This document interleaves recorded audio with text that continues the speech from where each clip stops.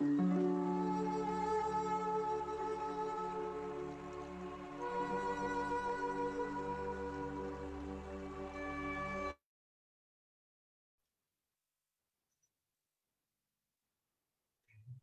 buenos días a todos.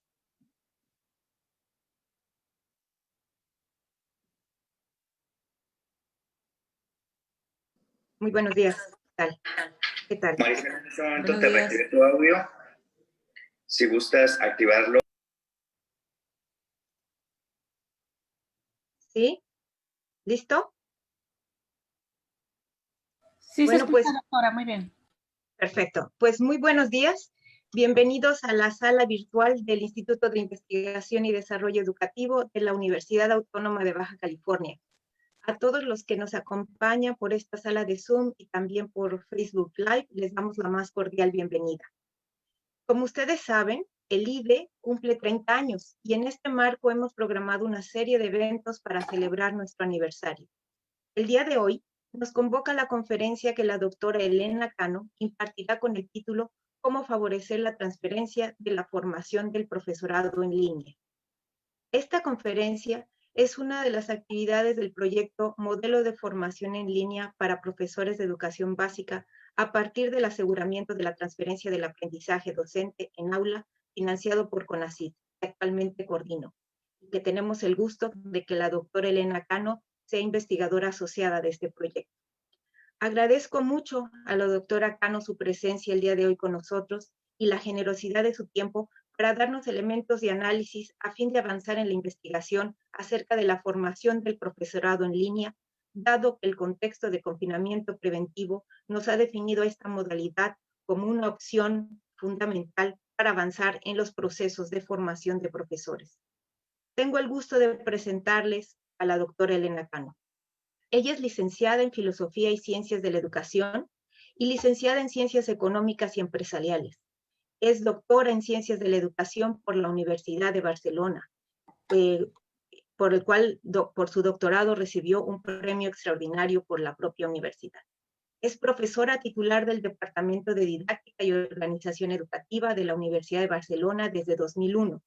Es coordinadora del Grupo de Investigación Consolidado Learning, Media and Social Interactions y también coordinadora del Grupo de Innovación Docente reconocido en temas de evaluación y tecnología.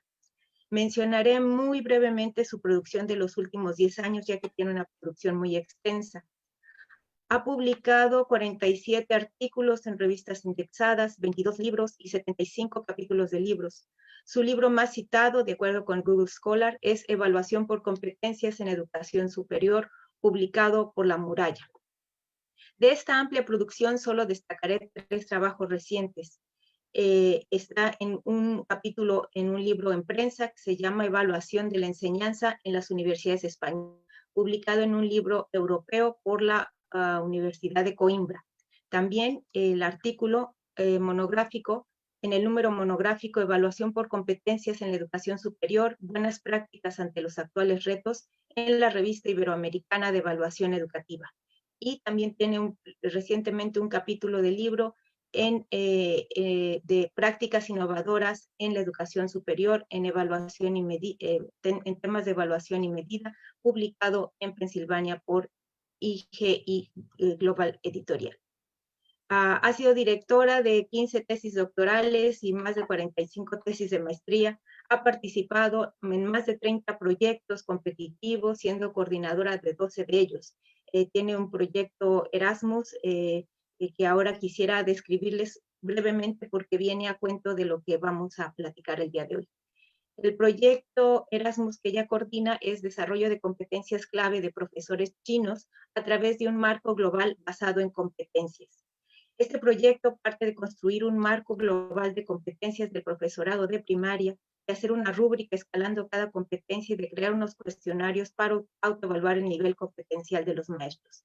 A partir de aquí, se diseña una formación en modalidad mixta, online y presencial, para formadores de formadores y se plantea que dichos formadores transfieran el enfoque basado en competencias a sus sesiones de formación, sea en la formación inicial o permanente. Finalmente, estos formadores deben a su vez transferir este enfoque a las aulas de primaria, en las prácticas en escuelas, en el caso de la formación inicial, o en sus aulas ordinarias, en el caso de la formación permanente. Pues como les decía, su currículum es muy extenso, no voy a tomar más tiempo en presentarla, pero sí en agradecerle su presencia en el IDE y espero que prontamente podamos tenerla físicamente con nosotros como era nuestro plan, nuestro sueño. Y pues le agradezco también estar con nosotros participando en el proyecto. Ella nos va a hacer esta exposición por alrededor de 45 minutos, 50 minutos para dar paso después a las preguntas. Voy a dar seguimiento a sus preguntas a través del chat de la sala de Zoom o por Facebook Live, al fin de comentarlas con la doctora Cano en los minutos finales de su presentación.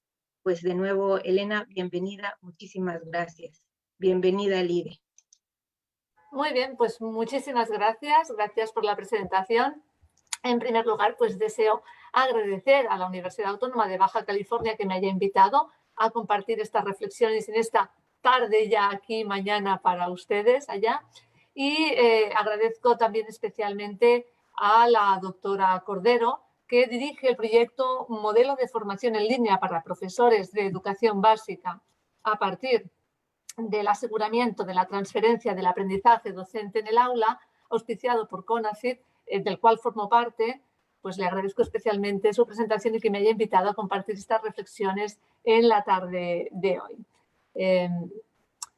La doctora Cordero me pidió que hablase sobre la evaluación de la transferencia, haciendo algún inciso especial o énfasis en la formación en línea, también por las circunstancias que estamos viviendo y que nos impiden que estemos presencialmente, ¿no?, allí interactuando en esta actividad formativa. Y eso es lo que voy a hacer. Paso a compartirles la pantalla de la presentación y empezamos ya sin más dilación. A ver, allá.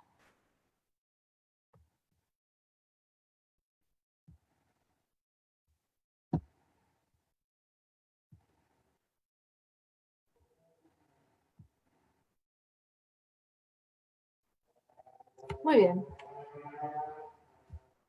La presentación de la charla de esta sesión que vamos a compartir, de esta actividad formativa, la he estructurado en estos 4 bloques. En primer lugar, entender la formación como un recurso.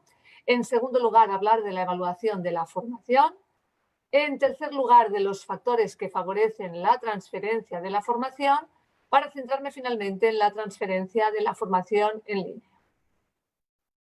Empezamos con la primera reflexión de forma muy rápida, que consiste en pensar la formación como un recurso. La formación es un recurso funcional en el ámbito de las organizaciones y es un recurso que está obviamente vinculado al desarrollo profesional docente. Ha habido muchísimos autores, Denis Bayan, Adriana Gerwig, Carlos Marcelo, que han insistido en el tema de la formación como eje para el desarrollo profesional docente. Pero también la formación a nivel de sistema educativo es una de las palancas, uno de los ejes que estimula la calidad de la educación. Los informes de la OCDE, desde el de Wilson en 1992 hasta los últimos informes, también algunos informes de la UNESCO para América Latina, pues destacan la importancia de la formación para la mejora de los sistemas educativos. En ese sentido, la responsabilidad de los planes de formación y de las actividades de formación es una responsabilidad pues, compartida a varios niveles. Por una parte, las administraciones deben de promover actividades de formación para el profesorado y ahí con la doctora Cordero estamos haciendo un análisis de algunas instancias formadoras, ¿no?, que están apareciendo en el, entre comillas, mercado de la formación. Estamos encontrando diferencias entre unos países y otros. Si es una responsabilidad y es algo que mejora la calidad de la educación, la administración educativa no debería hacer dejación de esa función y dejarla en manos, ¿no?, de agentes que pueden tener otros intereses, que pueden ser muy legítimos, pero quizá no obedecer a las políticas educativas que se quieren impulsar. También las instituciones tienen una responsabilidad en el diseño y elección de actividades formativas que estén alineadas con sus planteamientos estratégicos, con su sello institucional y con el tipo de recursos humanos que quieren formar. Y también, finalmente, tenemos una responsabilidad individual, puesto que quizá la formación en la que debemos de participar tiene que estar al doble servicio de que puede reportar a la institución en la que trabajamos y también tiene que estar alineada con las competencias que ya poseemos y las que debemos poseer y ayudarnos también a mejorar nuestras competencias. En ese sentido, hablando del desarrollo profesional o dejando claro que la formación no es un elemento clave para el desarrollo profesional, he querido tomar las aportaciones de Linda Darling Hammond en una obra coral del 2017, donde se refiere a los principios que orientan un desarrollo docente efectivo, un desarrollo profesional docente efectivo. Y para lograr estos principios, en la búsqueda de estos principios o en la persecución de estos principios, pues haya que existen numerosas implicaciones tanto para las políticas educativas como para las prácticas de formación. Y en ese sentido destaca estos puntos que les he puesto ahí y que paso a comentar de forma breve. La primera cosa que destaca es que debiéramos disponer de algunos estándares de desarrollo profesional. Ahora, la doctora Cordero hacía referencia al proyecto de TKFOM, ¿no?, de competencias docentes, en el que hemos creado un marco de competencias docentes a partir de estudiar los marcos de competencias docentes de diferentes zonas geográficas y de diferentes países. Y hemos observado que algunos países se quedan en una especie de listado de capacidades docentes, pero que países de Oceanía o de Asia no solo desarrollan cuáles debieran ser las competencias docentes, sino que establecen una serie de estándares de desarrollo profesional que en ningún caso son imperativos, sino que se toman como orientaciones o como pautas, ¿no?, que pueden guiar el desarrollo profesional. Por tanto, esta es una primera cosa que la doctora Darling Hammond destaca. En ese sentido, habla también de vincular la formación inicial, la inducción a la docencia y la formación permanente, porque a veces son prácticas formativas que tienen cada una su lógica y que están poco conectadas.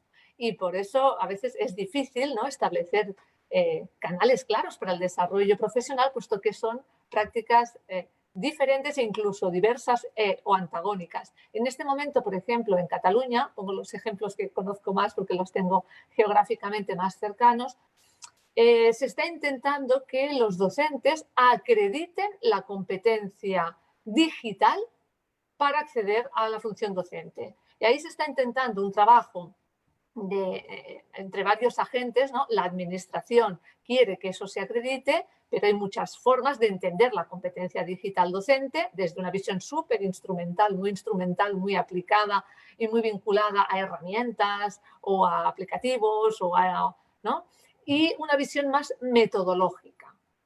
Y una cosa es cómo se concibe la competencia, otra cosa es cómo se mide o se evalúa esa acreditación de la competencia, y ahí también hay visiones que pasan por cuestionarios, a visiones que pasan por portfolios. Entonces, bueno, pues eso habrá que de alguna forma pactarlo, pero sí que se está intentando que no sean políticas las de formación permanente que vayan por un lado y la formación inicial de docentes que vaya por otro, sino establecer esa vinculación, ¿no?, que es otro de los elementos para el desarrollo profesional. El tercero es, obviamente, proporcionar formación continua. Bueno, en un marco de aprendizaje para toda la vida, pues es evidente que debe existir una oferta de formación continua, presencial, en línea, blended, ¿no?, con diferentes modalidades, de forma que pueda llegar a todo el colectivo docente. Hay que realizar diagnósticos sobre las áreas de desarrollo profesional y este es un elemento también importante porque a veces la formación, sobre todo en línea, es centralizada. Se diseña desde lógicas centralistas, desde una realidad que está ubicada en un entorno y desconoce o desatiende la realidad de otras zonas. En Cataluña tenemos planes de formación de zona, porque cada zona pues, posee unas características diferentes, atiende a una población diferente, tiene unos retos educativos diferentes y en ese sentido el análisis de necesidades es imprescindible para desarrollar políticas de formación que sean efectivas, que se transfieran a la práctica y que además contribuyan al desarrollo profesional docente. Revisar los horarios para generar espacios que permitan realizar comunidades de aprendizaje o comunidades de práctica. De hecho, el estudio de Harrington, al que luego aludiré, encontró que una de las variables más importantes que señalaban los docentes para transferir era el disponer de horarios, el tener tiempo para hacer esa aplicación o esa reflexión sobre lo que se había aprendido antes de aplicarlo a las aulas. Otra implicación es identificar maestros expertos para ser mentores, y aquí quiero hacer referencia al estudio TALIS de la OCDE, que ustedes saben que se realiza periódicamente. El estudio TALIS de 2018, que se publicó en 2019, señala que creo que solo el 22% del profesorado que tiene menos de 5 años de experiencia a quien se le ha asignado algún tutor o mentor. Ese 22% de media sale de realidades absolutamente diferentes, porque hay lugares en los que prácticamente todos los docentes noveles tienen algún profesor que les acompaña, algún amigo crítico, alguien, ¿no?, que les induce a la docencia o que colabora con ellos, y en cambio en otros sitios es prácticamente inexistente. Así que hay una diversidad de situaciones también muy, muy grande. Y finalmente, utilizar las tecnologías digitales, especialmente en zonas rurales. Esto entiendo que es importante para, ¿no?, garantizar el acceso, sobre todo de cierta parte de la población, pero siempre me hace pensar en algo que a veces también hemos comentado con la doctora Cordero, que es hasta qué punto las tecnologías van a facilitar realmente el acceso de todo el mundo a la formación. Y en este momento de COVID se ha visto que ha aumentado la brecha entre aquellas personas que ya disponían, ¿no?, de la posibilidad de seguir formándose porque tenían acceso a materiales, a recursos, y aquellos otros que no. Y entonces eso se ha agudizado en algún sentido. Cuando salieron los MOOC, los cursos masivos en línea, pareció que eran la promesa de la democratización de la educación, pero luego se vio que quien accedía a esos cursos era quien ya tenía un perfil, unas habilidades para seguir autónomamente una formación, y sobre todo aquellos que tenían conectividad. Así que había grandes zonas del planeta que nunca accederían a esa formación a pesar de estar disponible en línea, ¿no? Entonces ahí también, a pesar de, por supuesto, entender la importancia de las tecnologías digitales, tenemos que ser cautos y ver si realmente es viable que lleguen a todas las zonas que necesitan esa formación, y apoyar a todas las personas que están haciendo una tarea educativa en diferentes zonas geográficas. Muy bien. Si avanzamos un poco más, cuando hemos hablado de la formación como recurso al servicio del desarrollo profesional docente y también de la mejora educativa, y en las diferentes modalidades de formación, pues se pueden establecer diferentes dimensiones o niveles de evaluación. Y este es otro de los elementos a los que me quería referir en la charla de hoy. El modelo quizá más conocido de evaluación de la formación, y yo creo que todos ustedes están familiarizados con este tema, por supuesto lo conocen, es el modelo de Kirkpatrick y Kirkpatrick del año 99, que establece 4 niveles. Un primer nivel, que ellos denominan reacción, es la satisfacción que tienen los usuarios o los participantes con la formación recibida. Un segundo nivel, que se puede evaluar en cualquier actividad formativa, es el aprendizaje que se deriva de la formación. Si se han adquirido nuevos aprendizajes, si se han desarrollado nuevas competencias. Un tercer nivel de evaluación es el nivel que intenta evaluar la transferencia de los aprendizajes al puesto de trabajo. En qué grado eso que se ha aprendido se aplica, se generaliza, se aplica y se mantiene en el tiempo, ¿no?, en el trabajo diario de cada uno de nosotros. Y el cuarto nivel es el nivel de impacto. Hasta qué punto esa formación genera una mejora en otras áreas de la organización o en los usuarios últimos, en este caso en los estudiantes con los que trabajamos los docentes. Son 4 niveles diferentes. El estudio de Pineda y Quesada del año 2016 permitió establecer que los aprendizajes predicen la transferencia y que los aprendizajes y la transferencia predicen el impacto. Por lo tanto, a pesar de ser objetos de evaluación diferente, sí que existe algún tipo de relación entre uno y otro. Esos 4 niveles de evaluación tienen sus propias particularidades que vemos sucintamente en la siguiente diapositiva. En primer lugar, la evaluación de la satisfacción he puesto como un elemento positivo y no tan positivo de cada uno de los niveles, no sé si de forma muy acertada. La evaluación de la satisfacción se suele evaluar en los programas de formación, es algo que suele hacerse. Lo que pasa es que suele hacerse a veces al final de la formación, cuando ya no estamos muy a tiempo de cambiar muchas cosas. Y además se suele hacer con unos cuestionarios que suelen ser estandarizados y que a veces discriminan poco.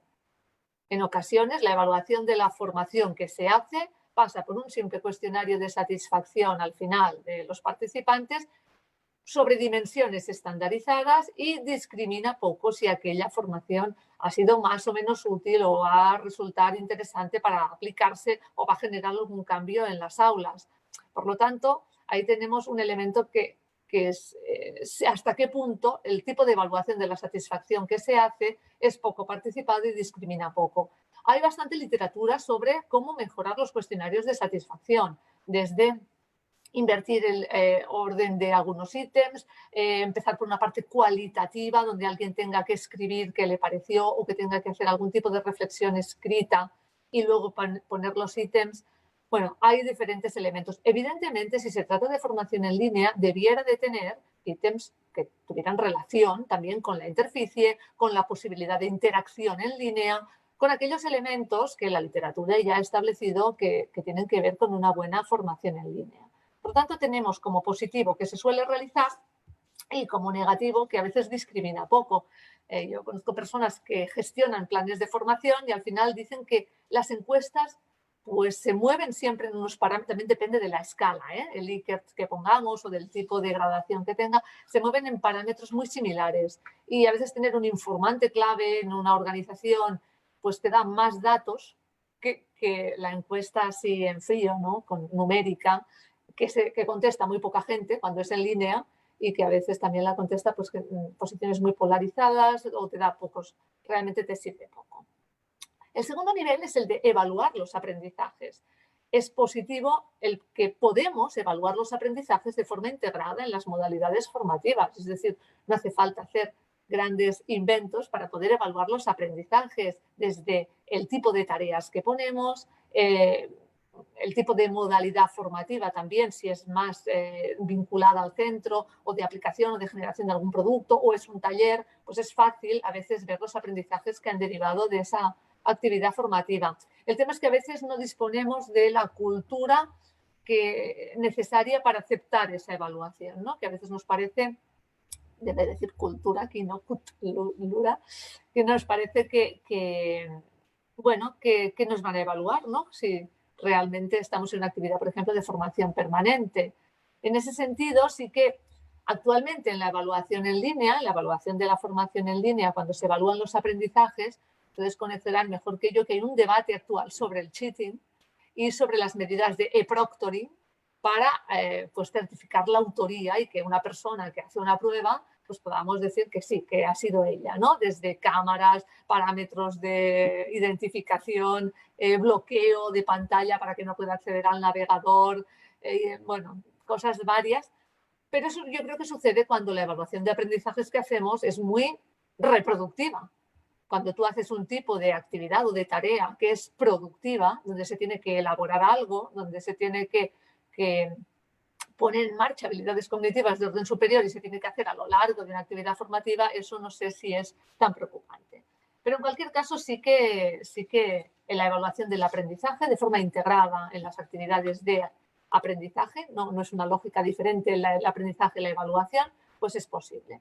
El tercer nivel, que es el que nos ocupa hoy, es el de la transferencia.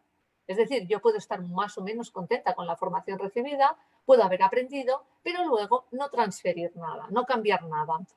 Lo negativo, el aspecto negativo es que a veces la transferencia no está en nuestras manos, depende de factores ajenos a los formadores y las formadoras, ajenos al diseño de la formación.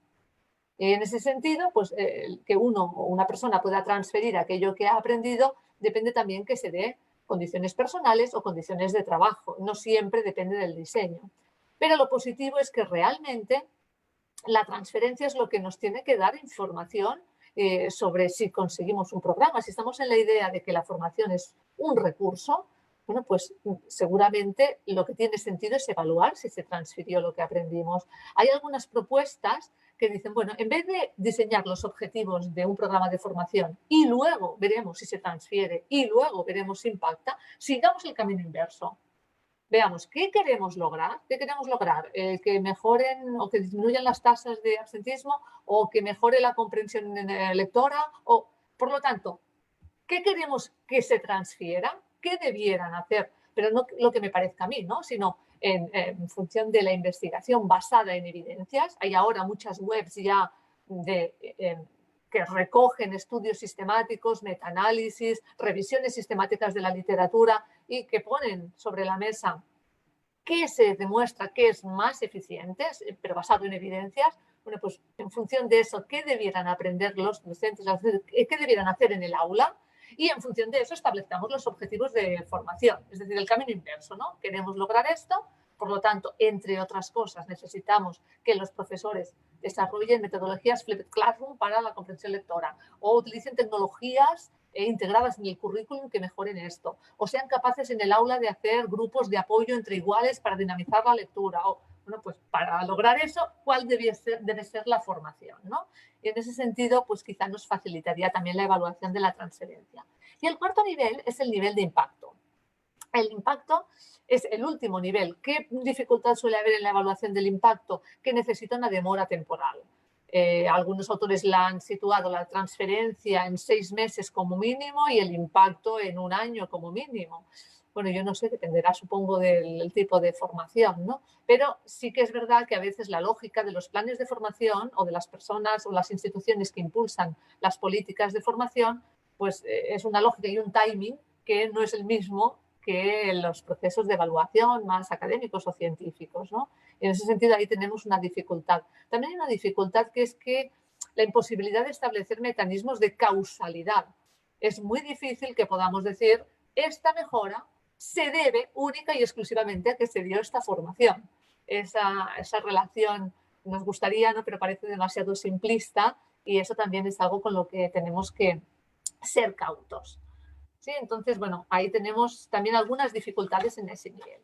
Como me pidieron que me centrase en la evaluación de la transferencia, creo que la evaluación de la transferencia de la formación en línea se nutre como una intersección de los factores que moderan la eficacia de la formación en general y algunos elementos que tienen que ver con la formación en línea en particular. Así que voy a hablar primero de los factores que moderan la transferencia y luego entraré en algunos elementos que tienen que ver más con la formación en línea.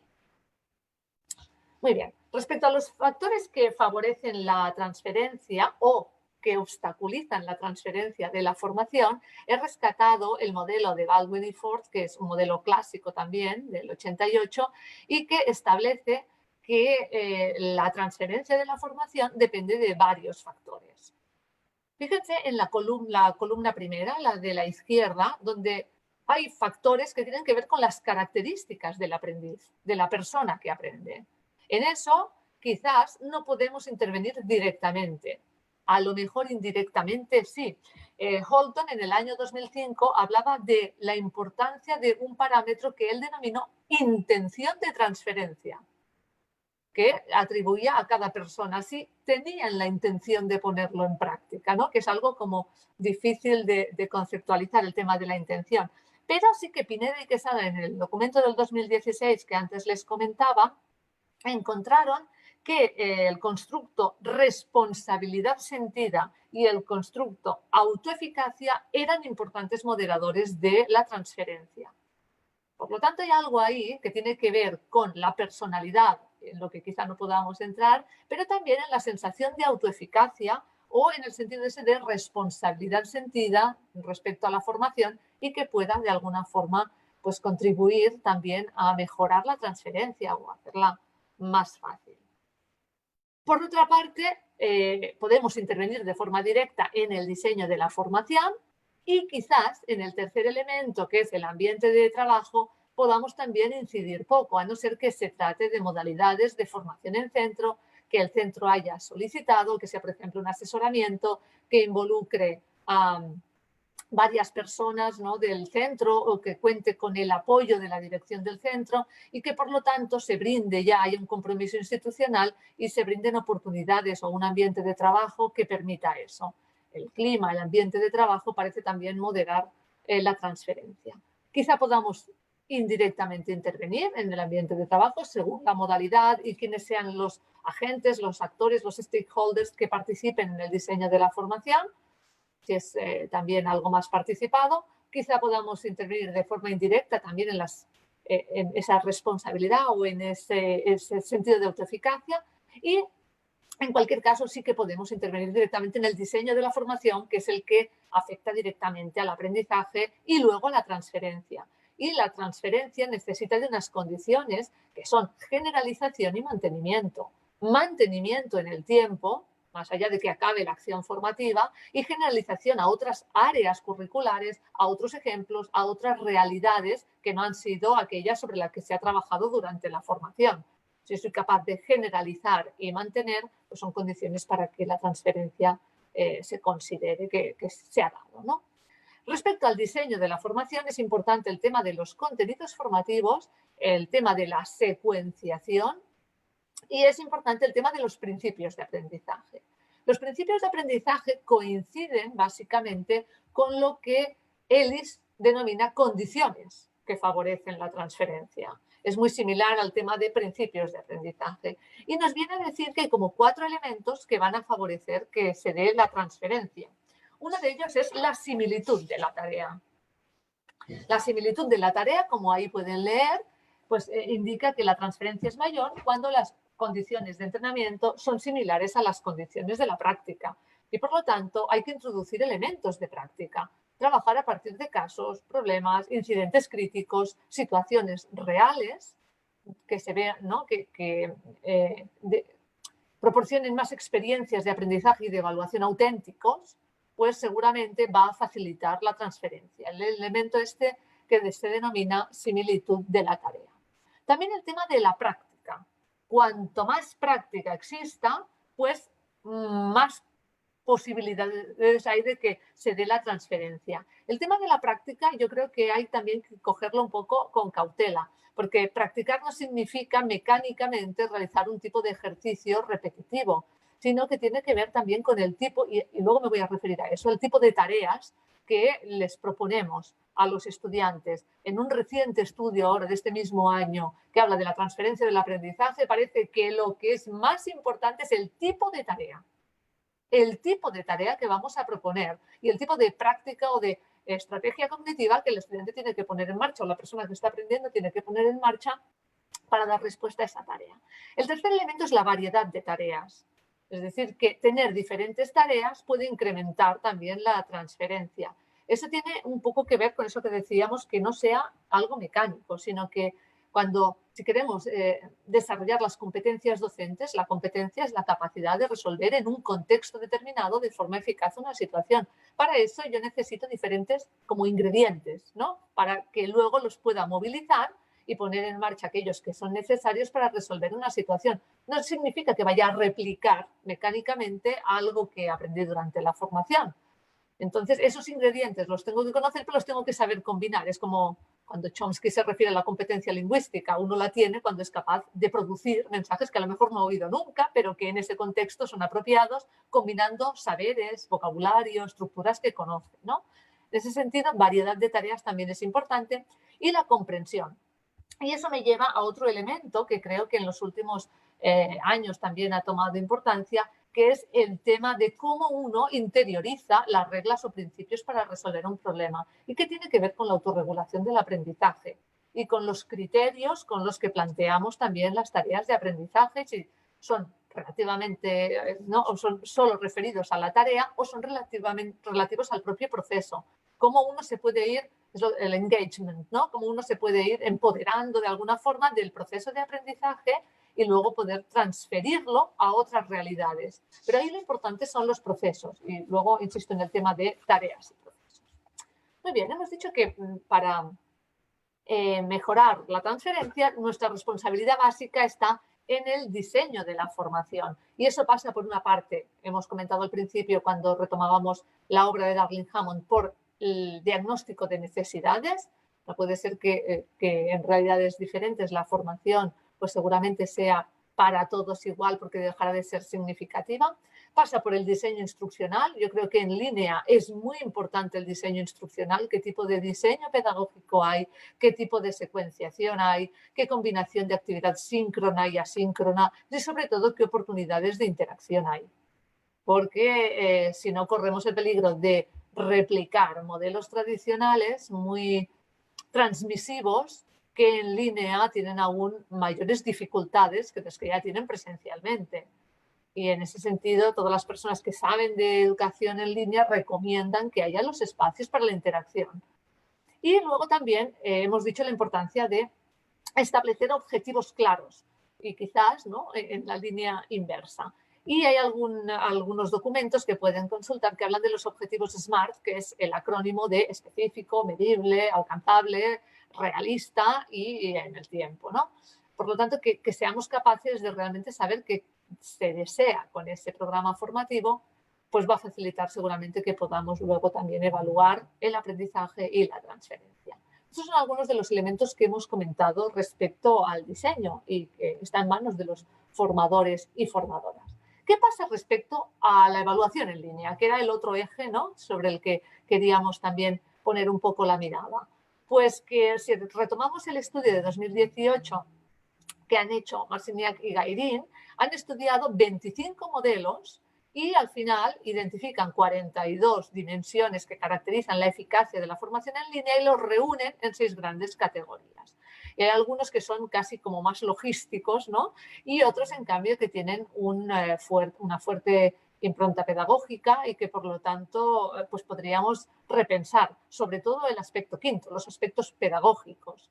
Es cierto que tenemos que ver cuál es el contexto institucional y de ahí la importancia también del análisis de necesidades. Es cierto que tenemos que ser muy conscientes de cuáles son nuestros destinatarios y ahí, pues, ¿no?, también parte por el análisis de necesidades y por la evaluación de la satisfacción, de forma que no sea final, sino que sea también en procesos durante la propia formación. ¿Con qué docentes contamos y con qué infraestructura se cuenta? Pero lo que es más importante probablemente son los aspectos pedagógicos. Dentro de estos aspectos pedagógicos quiero destacar 3. Y no son nada nuevo porque Swan en el 2002 ya los destacó y también Sangra los recoge en un libro que acaba de salir hace un par de meses. Y que son la necesidad de aprendizaje activo y colaboración, la necesidad de interacción y la necesidad de devolución, feedback, retroacción, seguimiento, acompañamiento también, etc. Esos 3 factores, que son especialmente relevantes, dan lugar como a 3 implicaciones, ¿no? Si yo necesito buscar espacios para la interacción, pues tengo que diseñar la formación de forma que esto sea posible. Tengo también que crear comunidades de práctica para que se apoyen y para que realmente las tareas tengan similitud con la tarea y tengan posibilidad de transferencia. Y tengo que diseñar también formas de provisión de feedback. Voy a pasar a comentar brevemente cada uno de estos 3 elementos. Respecto a las comunidades de aprendizaje, las que no sé si es lo mismo que comunidades de práctica, tendríamos que acudir a la obra de Gross, ¿no?, para ver cómo se definen unas y otras y creo que hay matices importantes, pero sí que tenemos ahí unos elementos que tienen que ver con la agrupación y el apoyo entre los iguales, cuando es de aprendizaje porque el objetivo principal es el aprendizaje y en otros casos quizá porque hay otros objetivos también vinculados a otros horizontes, a otras instancias o a otros actores, ¿no? La transferencia de la formación en línea es mayor, dijo Hansen, cuando se da más, cuando hay mayor sentido de comunidad. Esa idea de la comunidad, del compartir, pues parece que se viene de alguna forma dando continuamente en la literatura o repitiendo en la literatura. También, últimamente vemos que el impacto viene de las oportunidades de aprendizaje, que las oportunidades de transferir están mediadas por una comunidad profesional y que los elementos claves son el engagement, la interacción y la cohesión. Por lo tanto, esto nos da muchas ideas acerca de, bueno, para lograr, ¿no?, que se transfiera la formación, quizá tenemos que crear unas comunidades en las que se pueda dar ese apoyo entre iguales y en las que se pueda dar una red, una estructura de conexiones. Eso siempre me genera dudas, porque el aprendizaje en red, pues a veces es poco formalizado y muchas veces la formación se da en contextos muy académicos, muy formales, dependiendo pues o del ministerio o de la universidad o de una instancia o de un distrito y en ese sentido nos gusta que todos los estudiantes estén allí, ¿no? Sepamos cuándo están, cuándo no están, estén de alguna forma inscritos en esa formación, tengan unas tareas que todos tengan que desarrollar y tiene poco que ver con la lógica de las redes. Y bueno, ahí hay algunas propuestas actuales de cambiar esa lógica y algún proyecto europeo que va en esa línea. Se está trabajando también con cadenas de bloques, blockchain, para reconocer actividades que están al margen de esta formación instituida, pero que son realmente eficaces, ¿no?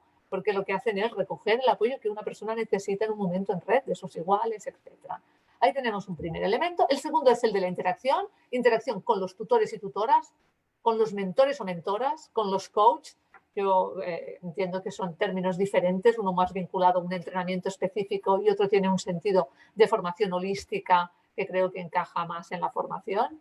De interacción también entre iguales y de interacción con los materiales o tareas, que ahí es uno de los elementos que también últimamente se viene repitiendo.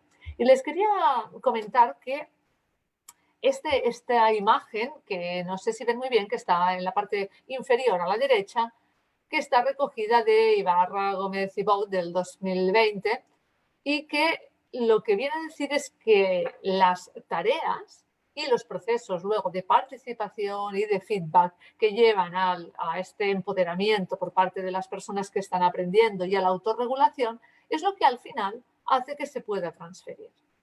Que la transferencia viene en gran parte por la calidad de las tareas. De hecho, están haciendo un modelo para evaluar la calidad de las tareas, en función de si son retadoras, en función de cómo son de profundas, etcétera, ¿no? Entonces, quizás ese es un elemento para la reflexión en el futuro.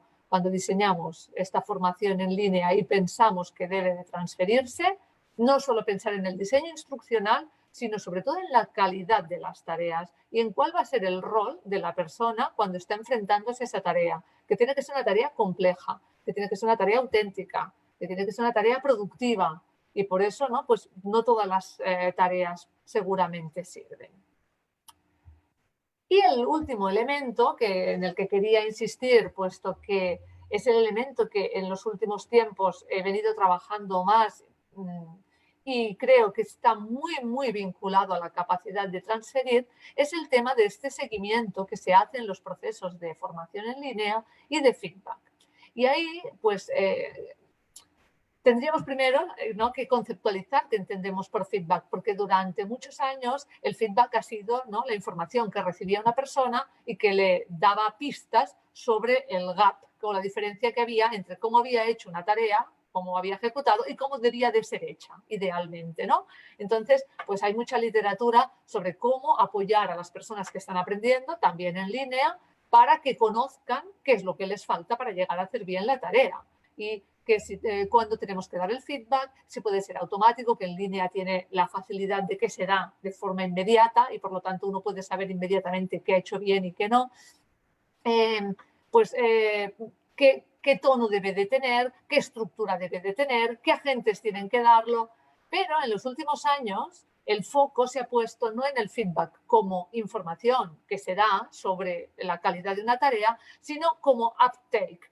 ¿Cuál es la acción que hace una persona con esa información que recibe sobre un proceso de aprendizaje o sobre una tarea que ha realizado? El foco está en la acción que hace la persona con esa información.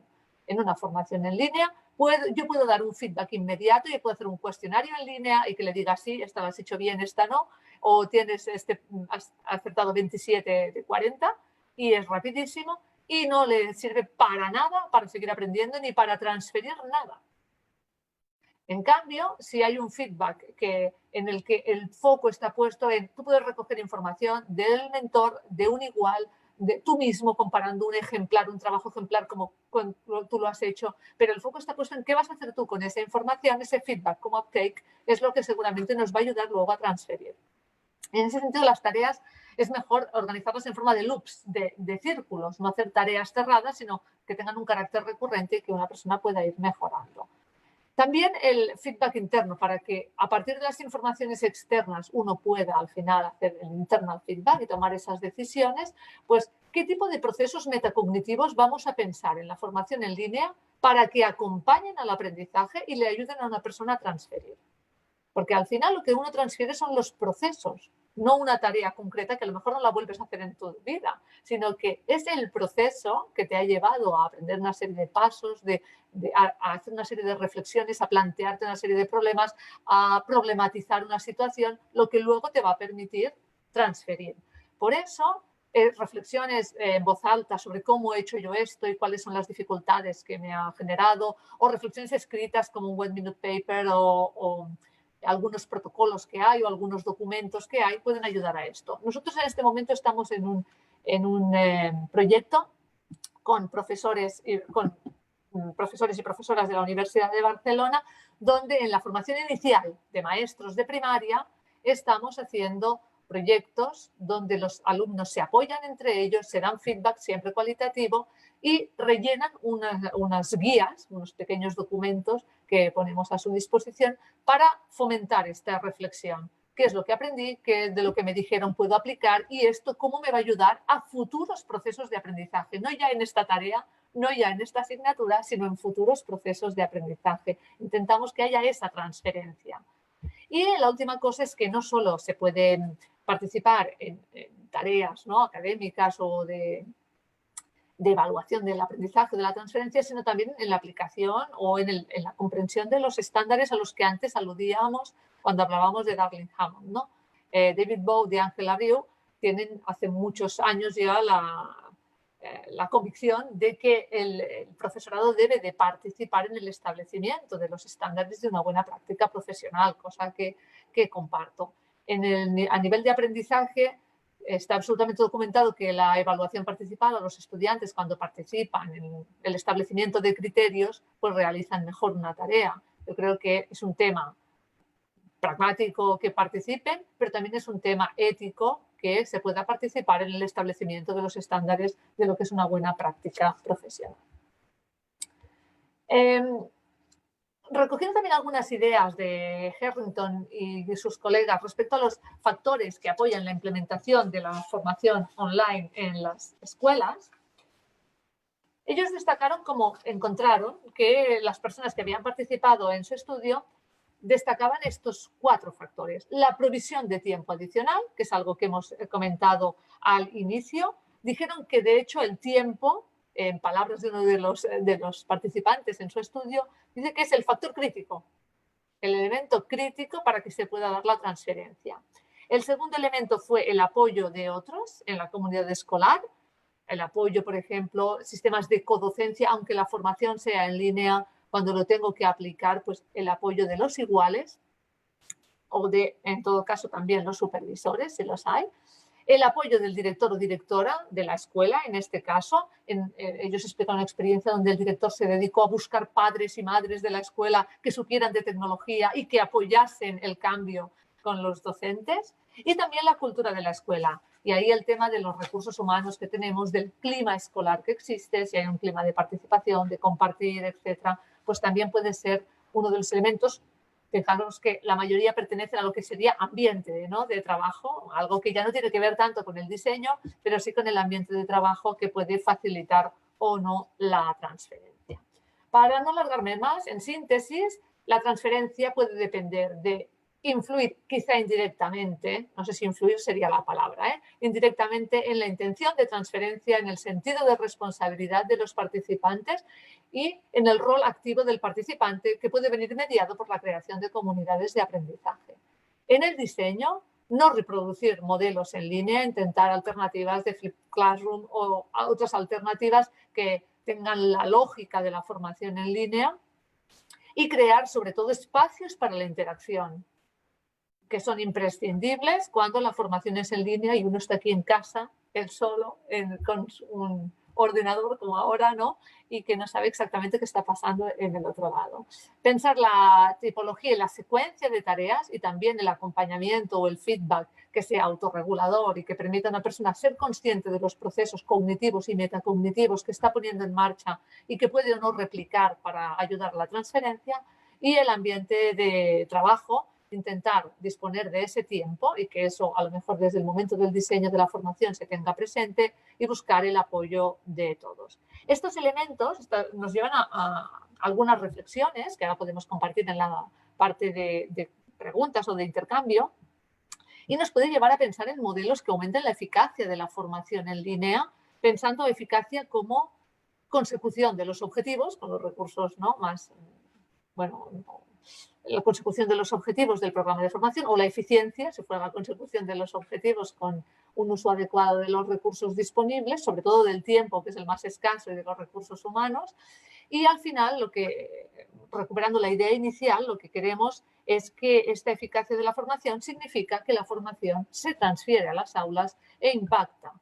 Y eso al final, en última instancia, debe de llevar a que nuestros estudiantes, los estudiantes y las estudiantes de nuestros sistemas educativos o las personas que están aprendiendo tengan aprendizajes mayores y más significativos. Por mi parte, eso es todo y quedo a su disposición para este intercambio ahora de comentarios y para poder también responder a las preguntas si las hubiera. Muchas gracias. Muchísimas gracias, Elena, por tu participación. Sin duda, es un tema muy importante desde nuestro punto de vista. La formación de profesores digamos, tiene un conjunto de prácticas adquiridas a lo largo de los años y poco se reflexiona acerca de lo que implica y lo que se requiere hacer profesionalmente para formar profesores. Se considera que darle un curso a un maestro es suficiente y se ha cumplido con el requisito institucional o gubernamental de formar a los maestros.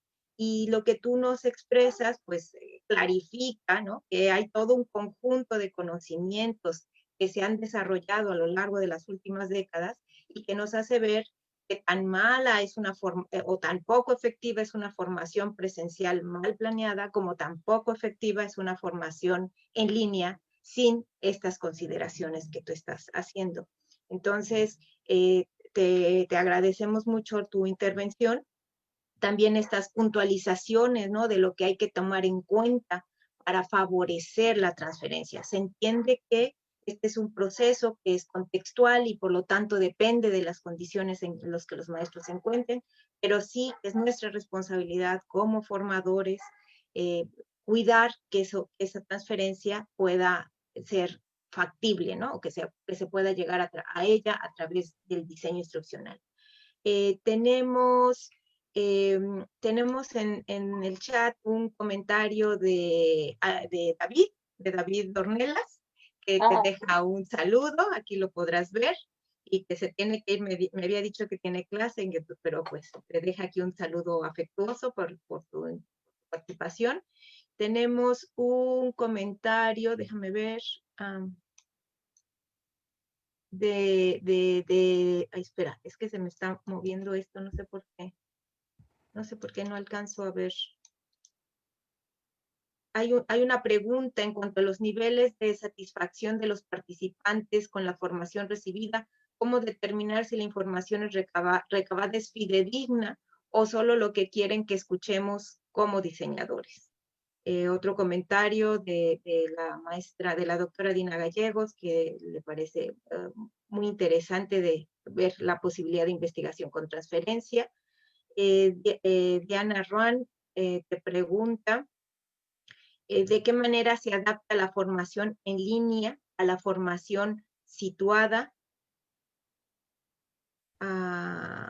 y centrada en la escuela, que ha demostrado ser la más pertinente para el aprendizaje. Y de momento tenemos esas preguntas. Voy a ver si en el Facebook tenemos algunas otras preguntas, si quieres iniciar con esto. Sí, creo que, bueno, tomé nota de dos preguntas. Una respecto a la formación de la satisfacción, si se hace respecto a ítems que dan información fidedigna o no, me ha parecido. Y otra respecto a la formación en línea adaptada a la formación en centros, ¿no? Respecto a la primera, creo que una forma de resolver eso es la participación de todos los implicados en el establecimiento de ítems. McDonald y también Helen Simons lideran una línea de evaluación que se llama evaluación democrática y consideran que todos los participantes en una actividad formativa deben de poder intervenir en el diseño de la evaluación de ese mismo programa y por lo tanto que deben también, y es un elemento de empoderamiento y de aprendizaje, poder participar en el establecimiento de qué dimensiones deben de ser evaluadas. no aquellas que a veces la administración pone y que, bueno, pueden ser útiles para algunas cosas, pero quizá no nos resultan útiles a veces a los formadores y formadoras, sino aquellas que entre todos pactemos que tiene sentido que sean evaluadas. Quizá esa participación desde el momento inicial de, bueno, vamos a recoger colaborativamente qué cosas, qué aspectos deben de ser evaluados. Cuando esta formación pensamos que habrá sido una formación de calidad, en qué nos debería de ayudar. Y el establecimiento de esos ítems quizás pues nos ayude a valorar cosas que nos resulten más interesantes. No sé si eso da respuesta a su pregunta. Y respecto a la segunda, creo que es una muy buena pregunta también, porque realmente la literatura ha demostrado sobradamente que la formación en centros es la que tiene mayor impacto y que, por lo tanto, todas las modalidades que están vinculadas a un proyecto de centro, a un plan de mejora en un centro, en el que participa casi todo el colectivo docente del centro y en el que está también el apoyo del equipo directivo, de la institución, etcétera, pues van a ser más fácilmente transferibles. Son las que han tenido más éxito, sin duda, y la literatura apoya eso. Estoy de acuerdo con la persona que lo ha dicho. En este caso, sí que existe una modalidad que es grupo de trabajo en línea de un centro. Es decir, que se hace formación en línea adaptada a la realidad de ese centro que lo ha solicitado. Eso ya existe, sí se está haciendo. Y creo que tiene muchas posibilidades de tener más éxito, ¿no?, en su transferencia e incluso en su impacto. Muy bien. Tenemos dos últimas preguntas, Elena. Sí. Bueno, te agradecen la presentación y dice, ¿podría dar mayores detalles sobre cómo hacer la evaluación de la transferencia? Esto significa que el proceso debería extenderse más allá de los límites temporales de un curso. Y otra inquietud que está por el Facebook dice que si conoces formaciones autogestivas con acompañamiento, si hay algún tipo de registro o de experiencias de este tipo de formación, yo creo que también tiene un poco que ver con lo que acabas de mencionar a la respuesta anterior. Y eso es lo que tenemos ahorita. Sí. Muy bien, pues muchas gracias por las preguntas. Respecto a la primera, la de cómo se hace la evaluación de la transferencia, hay diferentes posibilidades.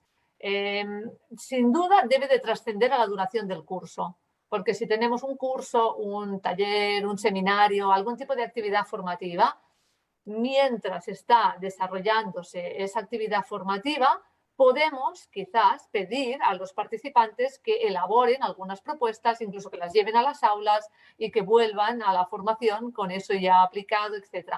Pero si fuéramos muy estrictos, eso no sería transferencia. Si tomamos la definición de De Richt, dice que la transferencia tiene que ver con la generalización y el mantenimiento más allá de que se realice la actividad formativa. Y en ese sentido, pues debiera ser demorada en el tiempo. Debería ser cuando acaba la actividad formativa y las personas pues están en su día a día en el trabajo, vemos si transfieren o no eso. El tipo de evaluación va a depender muchísimo del contenido de la formación y de las competencias que yo quiera promover. Porque hay formación de carácter más instrumental, como utilizar Moodle o cualquier sistema de gestión, ¿no?, de un LAMS, un LMS o un aplicativo, que por su propia naturaleza, pues yo ya veo si esa persona lo aprendió y ya puedo ver también si lo está aplicando en el día a día. Pero ¿qué pasa con formaciones vinculadas, por ejemplo, a la práctica reflexiva del profesorado? Por su propia naturaleza es mucho más difícil saber si las personas aprendieron y si están transfiriendo eso. Entonces, los instrumentos con los que se recoge información sobre si uno transfiere o no son tan costosos, porque sería la observación, básicamente, tendríamos que observar y ver si aquellas personas están aplicando aquello que aprendieron, lo aplican en su práctica, lo comparten con los demás. Eso es tan costoso que no suele hacerse. Y al final hay como cuestionarios de percepción, igual que hay cuestionarios al inicio de intención de transferencia, o puede ser un ítem de los cuestionarios iniciales, a veces pasa un tiempo y se pregunta, ¿usted lo aplicó? ¿Lo está aplicando?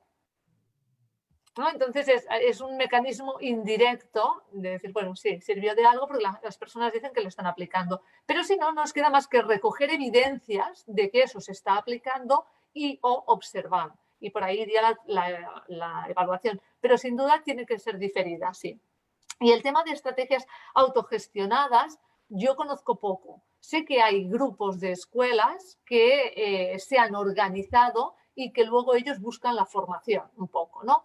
Claro, estos son realidades diferentes. En Cataluña, y esto lo hemos también conversado largamente con la doctora Cordero, pues hay un movimiento de renovación pedagógica de los años 70, que luego ha habido ahora como un revival, ¿no?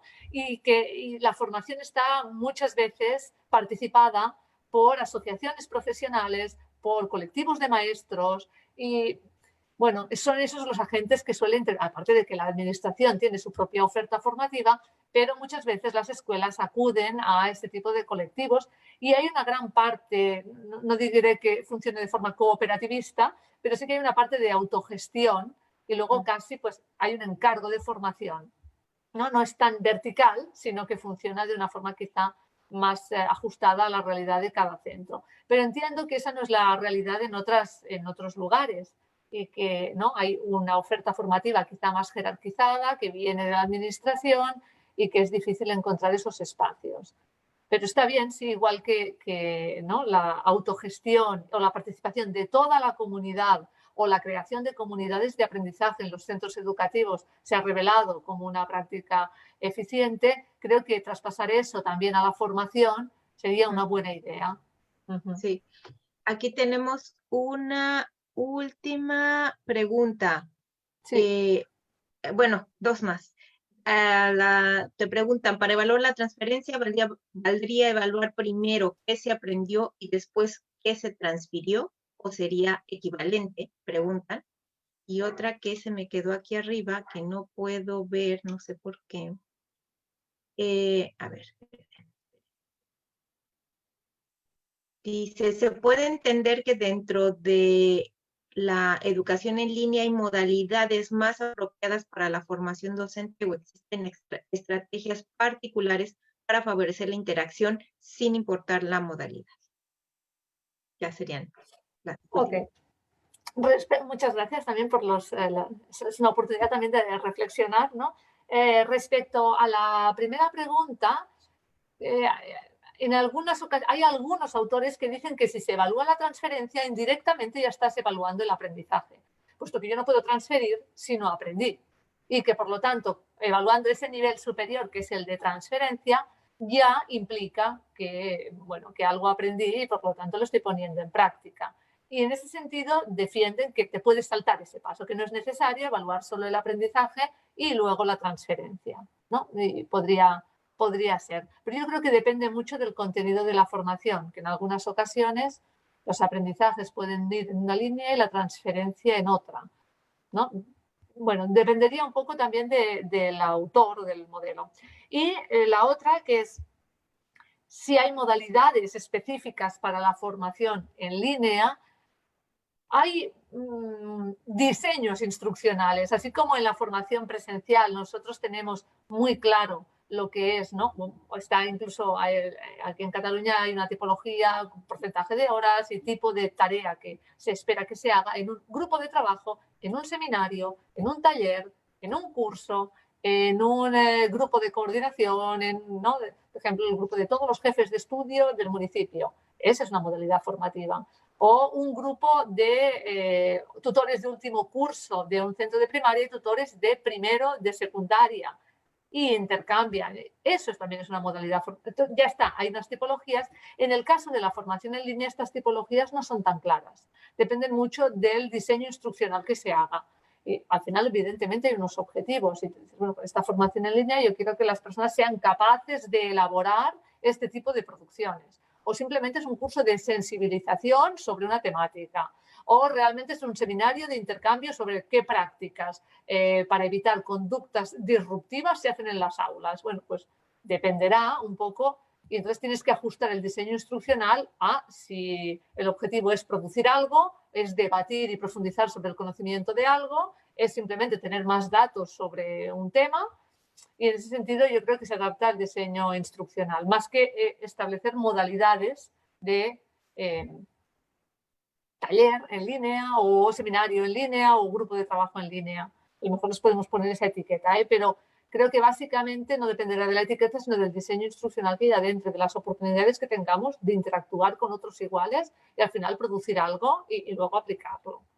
Sí que es importante que haya sesiones o que haya una cierta distancia temporal entre una sesión y otra, si lo que queremos es que las personas realicen algo, tengan tiempo de reflexionar sobre algo, aplicarlo, recogerlo y venir a comentarlo con los iguales, ¿no? Y en ese sentido creo que es muy importante también cuál es la secuencia, cuáles son los tiempos.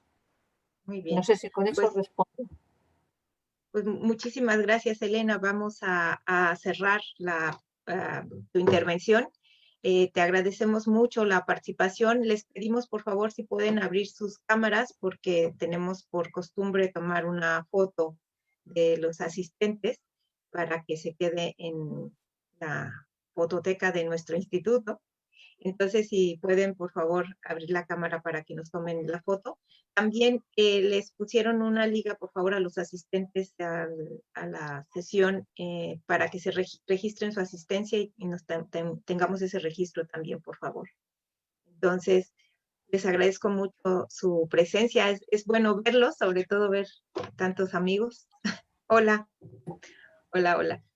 Y me da mucho gusto verlos. Así es que, no sé, Juber, dime si ya tomaron la foto. Aquí va, ¿Listo? doctora. Buenos días. 1, 2, 3. Listo, doctora. Gracias. Muchas gracias, Juber.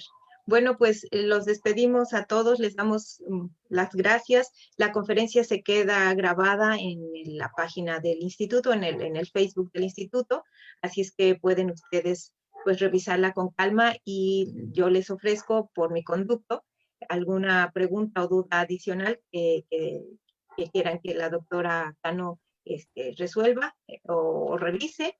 Yo con mucho gusto puedo hacerla llegar. Y Elena, muchísimas gracias, muy interesante, como siempre, feliz de tenerte en el IDE y espero que de verdad el próximo año podamos tener otra oportunidad. Muchas gracias a todos por asistir, por los comentarios y la oportunidad de reflexión. Gracias, Graciela, y espero que nos veamos pronto y nos podamos abrazar. Yo también lo espero. Muchas gracias, Elena. Buena Chao. tarde. Que estén Hasta bien. luego. Adiós.